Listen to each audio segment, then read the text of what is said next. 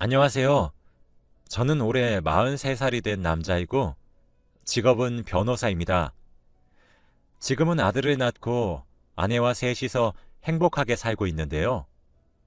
몇 년 전에 저희 집안에 장모님과 인연을 끊었는데 이 어려운 이야기를 한번 해볼까 합니다. 그때 저는 29살이었는데 변호사 시험을 준비하고 있었고 아내는 32살로 간호사 일을 하고 있었습니다. 저는 시험에서 한두 번 떨어졌지만 항상 옆에서 응원해주고 위로해주던 여자친구가 있어서 너무 기뻤죠. 저는 부모님이 두 분 다 안 계시는데 왜냐하면 제가 어릴 때 교통사고가 나서 저만 살았거든요. 형제도 없어서 혼자서 외롭게 자랐습니다. 아무튼 저는 고시원에서 매일 변호사 시험 공부를 준비하고 틈틈이 여자친구와도 데이트를 하는 남자였죠. 여자친구는 돈이 없는 저를 배려해서 늘 편의점에 가서 저렴한 음식들을 먹어도 아무 말 없이 같이 가서 먹어주고는 했고 그 흔한 여행 한번 못 가봤습니다. 그래도 여자친구는 언젠간 붙을 거야. 난 우리 도준이 믿어. 라고 하며 늘 응원해주는 그녀가 너무 감사했죠. 그렇게 저희는 2년을 연애했고 저는 얼른 시험에 합격해서 당당하게 여자친구에게 고백을 하고 싶었는데 제 뜻대로 되지 않았습니다. 그치만 이번 시험에서는 왠지 모르게 합격할 것만 같은 기대감이 들어서 저는 시험이 끝나자마자 그녀에게 우리 결혼하자 라고 당차게 말을 했어요. 여자친구는 라고 하며 놀라더군요. 도준아, 갑자기 그게 무슨 말이야? 결혼이라니? 우리 사귄 지도 조금 됐고 난 누나가 너무 좋아서 평생 같이 있고 싶단 말이야. 누나는 안 그래? 나도 그렇긴 한데 사실 도준아, 난 여자친구는 무슨 할 말이라도 있는지 쉽게 말을 꺼내지 않았어요.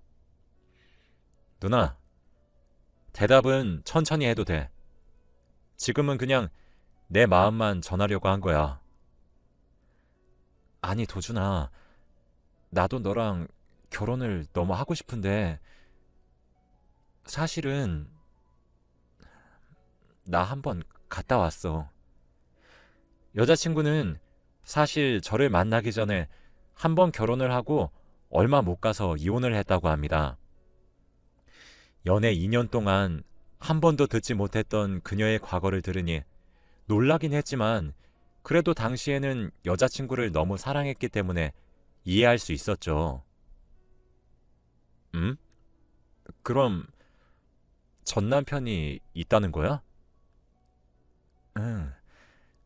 지금은 연락 안 해. 근데 너한테 숨기려고 했던 건 아니야. 때가 되면 말하려고 했는데. 그리고 아이는 없어.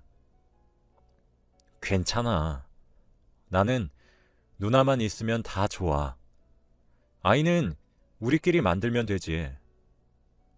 그런데 그 남자랑은 왜 이혼한 거야? 아, 그게 나중에 차차 말해줄게. 지금은 급한 거 아니니까. 근데 내 잘못은 아니었어. 걱정 안 해도 돼. 여자친구는 전 남편과의 이혼 사유는 저에게 말해주고 싶지 않은 듯 보였고, 저는 여자친구가 말을 해줄 때까지 기다리기로 한 뒤 그렇게 결혼을 하기로 약속했습니다. 다른 사람들은 아직 시험을 준비하고 있는 사람이 무슨 결혼이냐며 손가락질 하겠지만, 그때 저는 당장 여자친구와 둘이서 행복하게 살고 싶은 마음이 더 컸고, 시험도 왠지 합격할 것만 같았기 때문에 결혼을 진행하게 되었답니다. 저는 부모님이 없었고 여자친구는 어머니와 단 둘이서 살고 있었기 때문에 결혼 허락을 받으러 여자친구 집으로 갔습니다. 그런데 처음 뵌 여자친구 어머님의 모습은 너무나 저에게 까칠했고, 제가 현관문을 열고 들어온 순간부터 한시도 빠짐없이 팔짱을 끼고 짝다리를 짚고 계셨죠. 분명 아직 시험 준비하고 있는 제가 자기 딸과 결혼을 한다는 생각에 화가 나신 모양입니다. 그렇게 식탁에 앉아서 저희 세 명은 밥을 먹고 있었고, 아무도 말을 먼저 하는 사람이 없어서 정적만 흐르고 있었죠.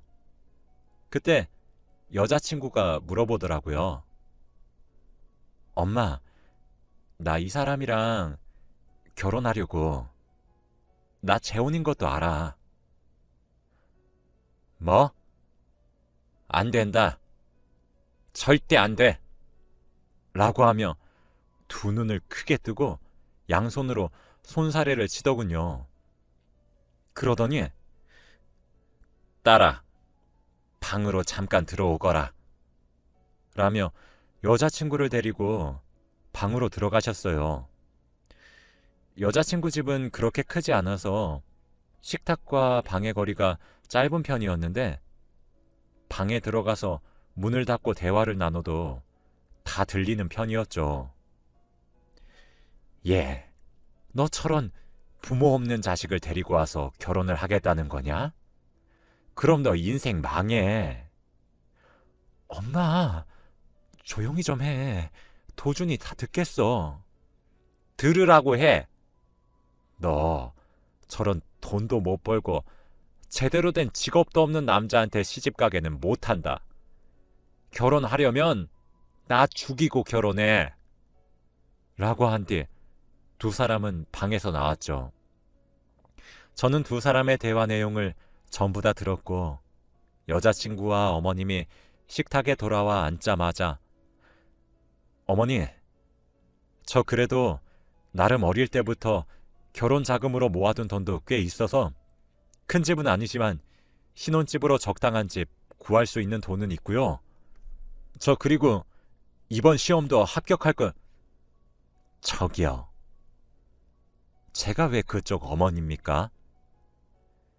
그 시험 공부하면서 벌었던 돈이 얼마나 된다고. 그리고 집 구한다고 해도 저희 딸이 벌어온 돈으로만 먹고 자고 싸고 다 할 거잖아요. 딱 봐도 알겠구만. 그리고 이런 말은 안 하려고 했는데, 부모 없는 집안에서 자란 사람이 배운 게 뭐가 있다고 저희 딸을 시집을 보내요? 절대 안 보냅니다. 그냥 오늘은 밥만 먹고 가고 저희 딸과 헤어져 주세요. 어디서 이딴 놈을 데리고 와서. 라고 하며 제 말을 무시하고 아주 악담을 내뱉으셨습니다. 저는 눈물이 맺혔지만 그래도 여자친구 앞에서 울 수는 없었기에 허벅지를 꼬집으며 꾹 참았죠. 여자친구는 엄마, 그래도 그렇지 말이 너무 심한 거 아니야? 우리 절대 안 헤어져. 이 사람 시험 합격하기만 해봐. 하고는 제 손을 잡고 집을 나왔습니다. 여자친구는 저에게 미안해. 이런 말 듣게 해서. 엄마가 나를 생각해서 한 말인데 늘 표현이 서투르셔. 너무 미안해. 오늘 들은 말은 기억하지 말자. 그리고 우린 절대 안 헤어져. 이번 시험 꼭 붙을 거야. 라고 했습니다. 저는 저를 위로해주는 여자친구에게 너무 고마웠고 고시텔로 혼자 터벅터벅 걸어갔죠. 며칠 뒤 여자친구가 저에게 문자가 왔는데, 곧 우리 친할머니 칠순잔치 하시는데 친척들 다 모이니까 같이 가서 우리 곧 결혼할 거라고 인사드리고 오자. 라고 하더군요. 저는 너무 걱정되고 다들 저에게 직업을 물으면 아직 변호사 시험을 준비하고 있다고 말하기가 너무 창피했지만, 그래도 언젠가는 여자친구와 결혼을 할 생각이었기 때문에 미리 가서 얼굴 도장이라도 찍고 오자는 생각으로 가기로 결심했습니다. 그렇게 당일날 친구에게 양복도 빌리고 멋지게 머리도 한 뒤 여자친구와 함께 칠순잔치 장소로 갔습니다. 여자친구는 친척들이 많아서 엄청 큰 장소로 갔고, 친척들이 없는 저는 생애 처음 본 대가족이었습니다. 여자친구는 저에게 팔짱을 끼고 한 테이블씩 돌아가며 친척들에게 인사를 하게 했고, 저는 깍듯이 예의를 갖추었죠. 그래, 뭐 하는 사람이고? 어떤 일을 하세요? 라는 질문이 대다수였고, 제가 변호사 준비를 하고 있습니다. 라고 말하면 다들 아직 준비 중이시구나. 라고 하며 눈치를 보셨죠. 하지만 저는 기죽지 않고 꿋꿋하게 여자친구와 친척들에게 인사를 드리고 있었습니다. 그런데 그때 여자친구 어머니가 지금 여기가 어디라고 와? 라며 저희 앞에 떡하니 서는 게 아니겠어요. 칠순잔치를 하는 곳은 너무나도 컸고 어머니의 목소리도 너무 우렁찼기 때문에 거기 계시던 친척들은 다 저희 셋만 바라봤습니다. 너 미쳤니? 내가 그때 헤어지라고 했지? 지금 여기가 어디라고 와서 인사를 해? 당장 나가렴. 엄마, 왜 그래? 엄마가 아무리 반대해도 나는 이 사람이랑 결혼 꼭 할 거야. 너, 정말. 저기요.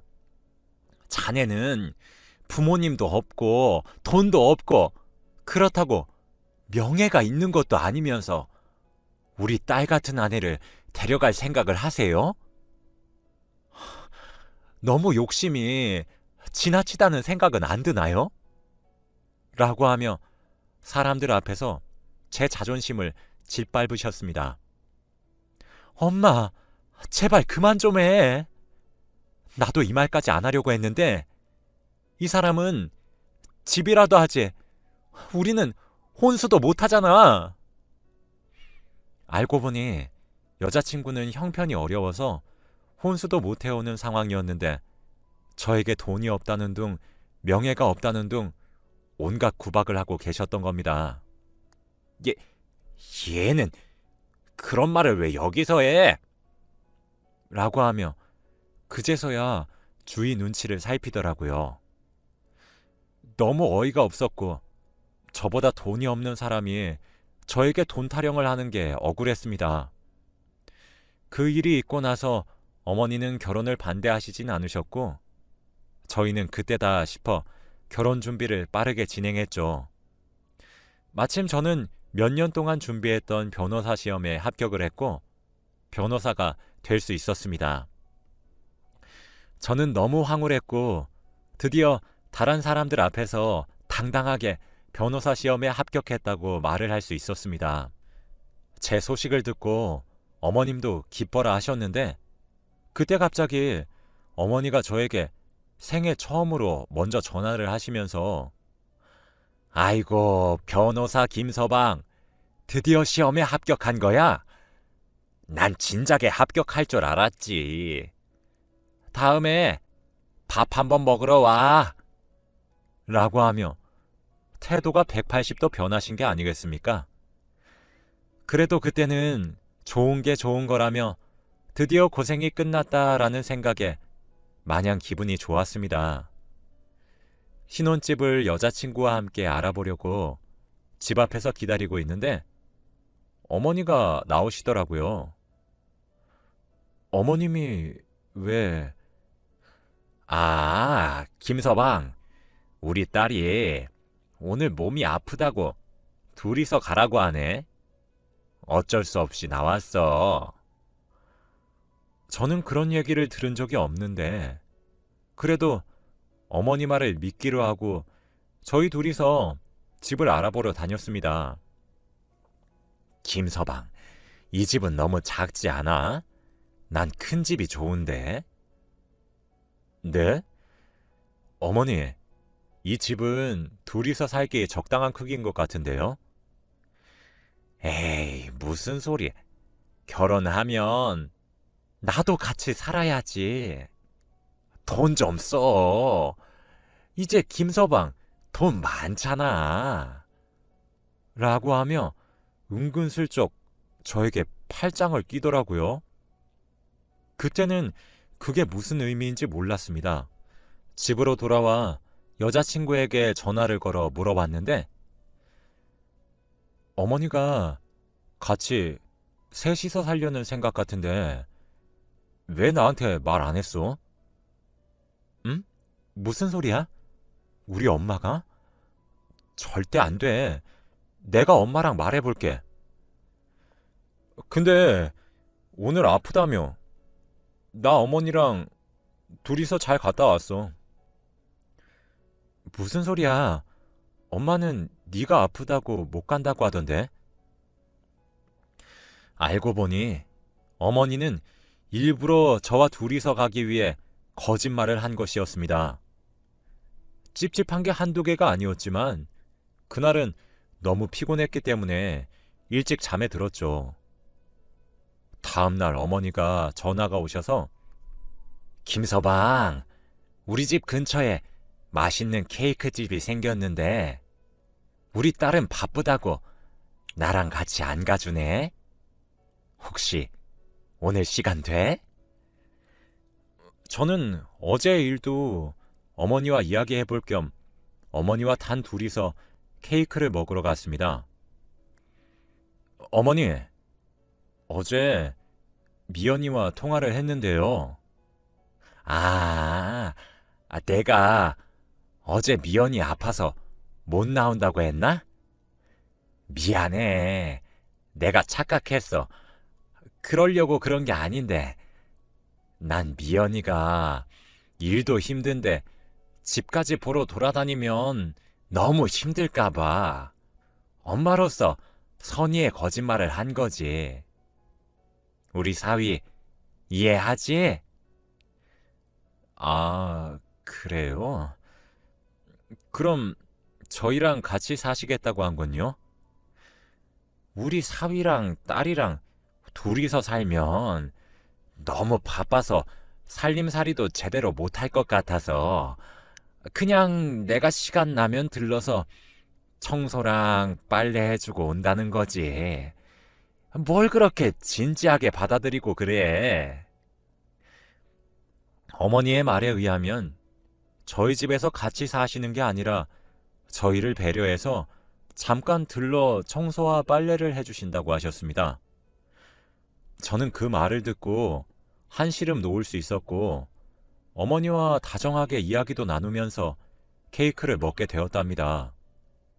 그런데 그 카페는 젊은 사람들보다 아주머니들이 많이 모여 있었고 남자원 손님은 어머니와 저밖에 없었습니다. 저희는 딱 가게 중간에 있는 테이블에 앉아 있었는데 어머니가 갑자기 저에게 케이크를 먹여주시는 게 아니겠어요. 저는 주위 아주머니들의 시선이 너무 눈치 보여서 어머니, 제가 먹을게요. 라고 했지만 어머니는 에이, 사위한테 장모가 케이크도 못 먹여줘? 나 그러면 섭섭해? 라고 하시더군요. 그래도 이 케이크를 먹으면 제가 시험에 합격하기 전 어머니와 어색했던 관계를 풀 수 있다고 생각해서 두 눈 꼭 감고 먹었습니다. 그렇게 그날은 카페도 가고 백화점에 가서 어머니 옷도 한 벌 장만해드리고 집으로 돌아갔죠. 그런데 여자친구가 전화가 왔더라고요. 너 오늘 우리 엄마랑 데이트했어? 왜? 바쁠까봐 미리 말 안 했는데? 아주 네 여자친구가 내가 아니라 우리 엄마 같다? 그게 무슨 소리야? 그냥 나는 장모님이랑 잘 지내보려고 하는 사위 마음이지. 우리 결혼 장모님이 많이 반대하셨잖아. 그래서 조금이라도 이렇게 하면 관계가 개선될까봐 한 거야. 왜 말을 그렇게 하는 거야? 그래도 앞으로는 우리 엄마랑 가까이 지내지 마. 다른 엄마도 아니고 우리 엄마는 좀 위험해. 장모님이 왜? 물어보지 말고. 아무튼 그래. 나 바빠서 이만 끊는다. 여자친구는 간호사라 3교대 근무를 해서 매일 근무 시간이 다 달랐어요. 그날은 밤 근무라 다음날 아침까지 해야 했죠. 아무튼 저희는 결혼을 하게 됐고 신혼집에 들어와서 둘이서 알콩달콩 신혼생활을 꿈꾸고 있었습니다. 그런데 잠깐 들러서 집안일만 해주신다던 장모님은 아예 저희 집 빈방에 자기 짐을 다 풀기 시작했고 거기서 살기 시작하더라고요. 우리 딸이 3교대니까 자네가 심심할까봐 그런 거야. 라고 하시면서요. 그래도 혼자서 외롭게 있을 저를 위해서 그랬다고 하시니 그 당시에는 장모님께 감사하더라고요. 그런데 저번에 아내가 장모님을 조심하라는 말이 신경이 쓰여서 자는 동안에는 제가 자는 방문을 잠그고 잠에 들었습니다. 그렇게 몇 주 동안 잤는데 어느 날 제가 새벽에 눈을 뜨니까 제 침대 옆자리에 장모님이 누워있는 게 아니겠어요? 저는 분명히 방문을 잠그고 잤는데 어떻게 들어오셨는지 그리고 왜 제 옆에서 주무시고 계시는지 너무 당황스럽고 놀라서 실수로 장모님을 밀쳐버렸습니다. 그때 장모님은 바닥에 떨어지셨고 잠에서 깨셨죠. 자네 왜 그러는가 갑자기? 장모님 왜 여기서 주무세요? 자네 어제 일이 기억나지 않는가? 라고 하며 오히려 뻔뻔한 태도로 나오시더라고요. 저는 너무 소름이 끼쳐서 장모님의 손을 뿌리쳤습니다. 그게 무슨 말이세요? 제가 방문을 잠그고 잤는데 저는 기억이 나지 않습니다. 하고 집을 뛰쳐나왔습니다.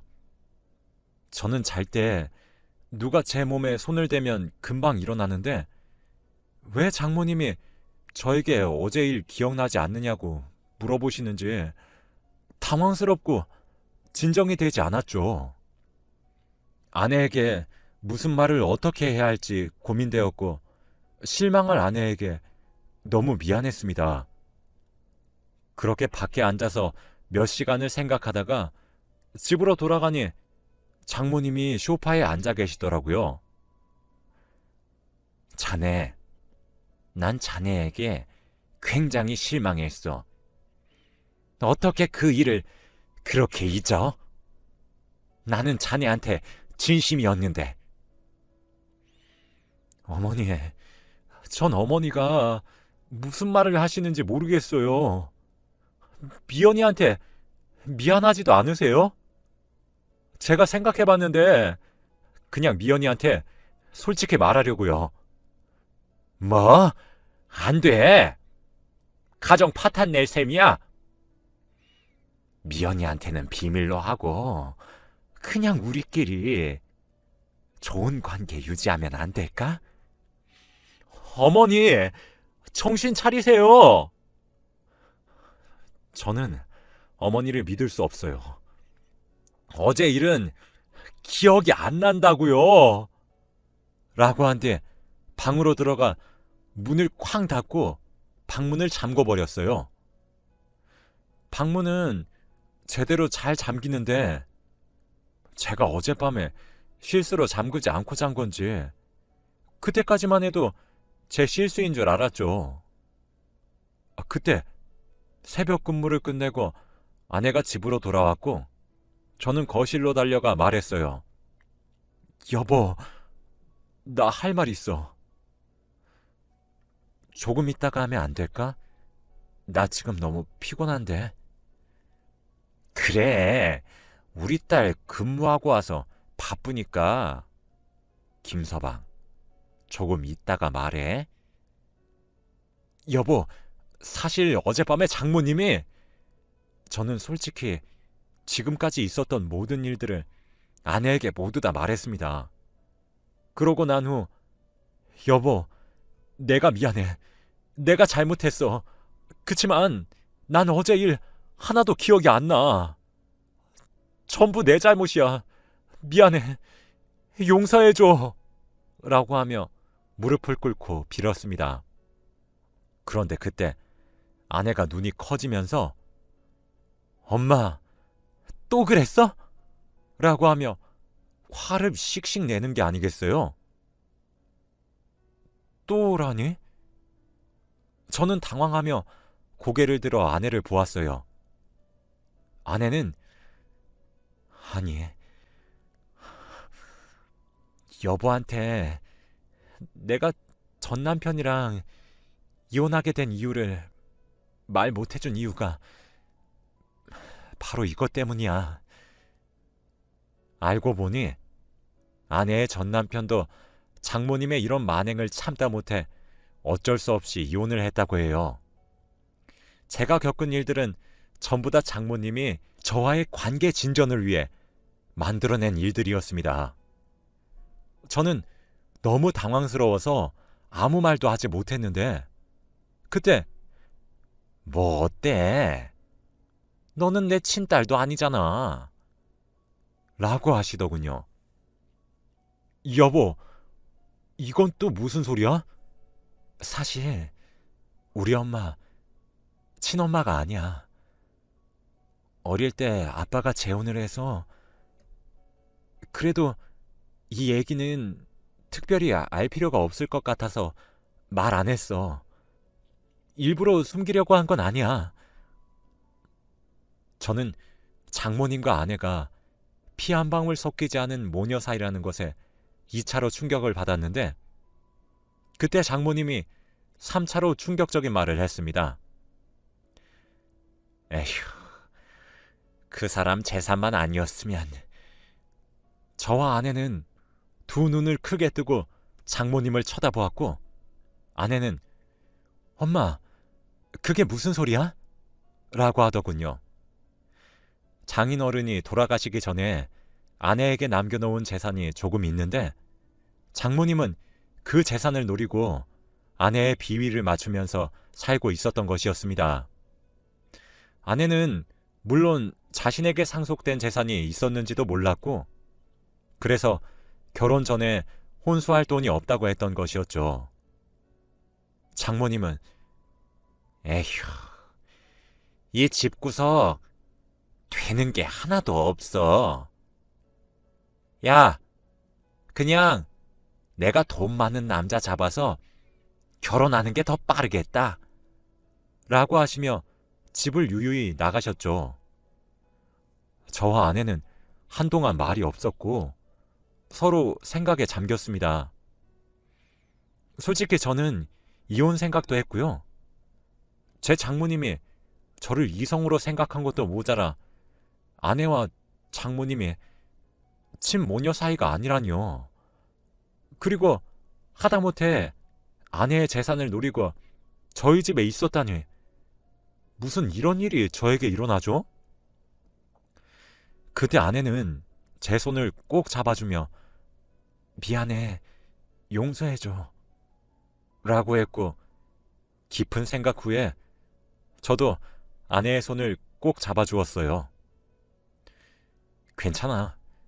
우리 이제 장모님 없는 셈 치고 새로운 삶을 살아보자 라고 말을 하면서요. 그렇게 저희는 그제서야 행복한 신혼생활을 할 수 있었고 귀여운 아들도 낳았습니다. 장모님은 저희가 일을 하고 있을 동안 집으로 들어가서 자기 짐을 챙기고 나간 것 같더라고요. 어느 순간 장모님 방이 비어 있었고 저희는 바로 그 방을 아이 방으로 바꾸었습니다. 그리고 장모님과 연락을 하고 지내지 않은 지 몇 년이 지난 지금은 너무 평온하고 행복한 삶을 살고 있습니다. 아내와 피도 섞이지 않은 사람이니까 거의 남남 관계라고 해도 무관하죠. 아, 그리고 당연히 재산도 아내가 가지고 있습니다. 장모님에게는 한 푼도 주지 않았죠. 그 돈은 쓰지 않고 통장에 그대로 두었답니다. 아무튼 제 이야기는 여기까지입니다. 들어주셔서